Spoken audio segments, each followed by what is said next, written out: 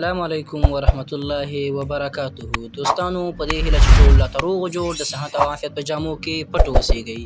زه یم ستاسو ورور دلاغا کریمي. نن په یو نوي ویډیو کې ستاسو درانه حضور ته حاضر یم.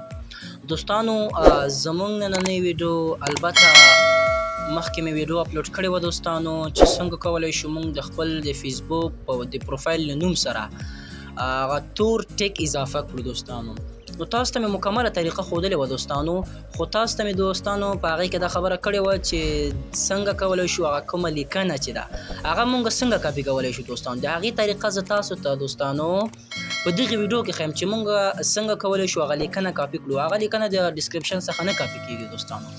نو چې تاسو غواړئ هغه لیکنه د بلو ټیک لپاره چې کومه لیکنه دوستانو هغه لیکنه غواړئ کاپي کړئ، نو څنګه دوستانو زه راځم مکمله طریقه تاسو ته په ویډیو کې ښیم. که چیرې تاسو زموږ چینل ته نوي راغلي یاست یا مو زموږ چینل نوي سبسکرایب کړئ، زموږ چینل در سره سبسکرایب، دا ویډیو در سره لایک او شیر یې کړئ دوستانو، تر څو نور دوستان مو ترېنه خبر شي.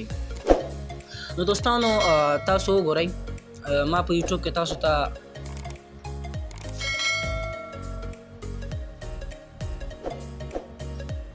تاسو مې دوستانو دغه ویډیو اپلوډ کړې وله.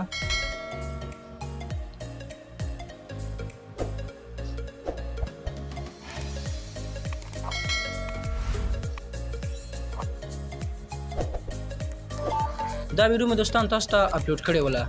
نو چې څنګه دغه ویډیو دوستانو تاسو به دلته وګورئ، تاسو ته مې ډسکرپشن کې ټوله لیکنه اچولې ده دوستانو، خو دا لیکنه دوستانو زه نشم کولی چې زه کاپي کړم دوستانو، نه کېږي دوستانو.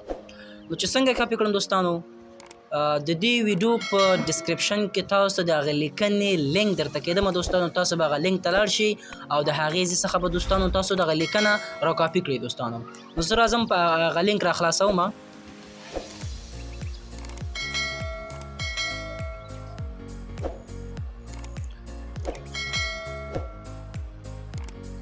دوستانو کله مې چې هغه لینک را خلاص کړ نو زما فیسبوک آی ډي به تاسو ته راشي. ګورئ دوستانو ما هغه پوسټ چې سهار کړی و دوستانو هغه دلته دی دوستانو، ما دا پوسټ تاسو ته کړی دوستانو. د فیسبوک آی ډي نوم سره تور یا شین ټیک داسې ولګوئ دوستانو څه ډول. نو دغه لیکنه به دوستانو تاسو څه ډول کافي کوئ. دا ګورئ تاسو ته ما د دې پوسټ په کمنټ کې دوستانو تاسو دغه لیکنه ما د ایښې ده دوستانو، تاسو دا وګورئ. تاسو به دا کلیک کړئ دوستانو، یو دقیقه به همداسې ونیسئ او د هغې څخه وروسته به دوستانو تاسو راشئ په د کاپي باندې به کلیک وکړئ.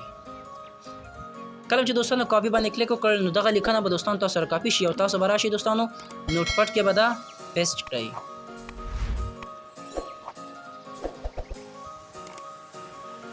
دغه دی دوستانو. نو دغه لیکنه کاپي شو، ډېره اسانه طریقه ده دوستانو. نو هیله لرم چې ویډیو مو خوښه شوې اوسي. که چېرې تاسو زموږ چینل ته نوي راغلي یاست، زموږ چینل مو نوي سبسکرایب کړئ، زموږ چینل در سره سبسکرایب، ویډیوګان در سره لایک، دا ویډیو در سره شیر کړئ تر څو نور دوستان ترې نه خبر شي.